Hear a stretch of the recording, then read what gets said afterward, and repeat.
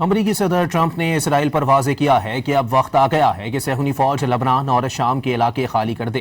غیر ملکی میڈیا کے مطابق صدر ٹرمپ نے اسرائیلی وزیر اعظم نیتن یاہو سے ٹیلی فون پر بات چیت کرتے ہوئے کہا کہ اسرائیلی فوج لبنان اور شام کے علاقوں سے نکل جائے۔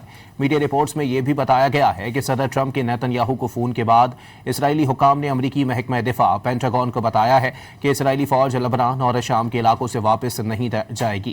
دوسری جانب اسرائیلی وزیر اعظم کے آئندہ ہفتے امریکہ کا دورہ بھی ملتوی کر دیا گیا ہے۔ نیتن یاہو ہفتے کو واشنگٹن کا دورہ کرنے والے تھے، جہاں ان کی اسرائیل کے حامی امریکی سینیٹر لنزے گریہم کی آخری رسومات میں شرکت شیڈول تھی۔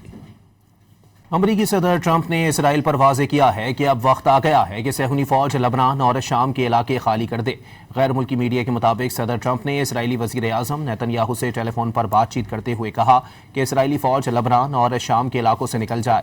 میڈیا رپورٹس میں یہ بھی بتایا گیا ہے کہ صدر ٹرمپ کے نیتن یاہو کو فون کے بعد اسرائیلی حکام نے امریکی محکمہ دفاع پینٹاگون کو بتایا ہے کہ اسرائیلی فوج لبنان اور شام کے علاقوں سے واپس نہیں جائے گی۔ دوسری جانب اسرائیلی وزیر اعظم کے آئندہ ہفتے امریکہ کا دورہ بھی ملتوی کر دیا گیا ہے۔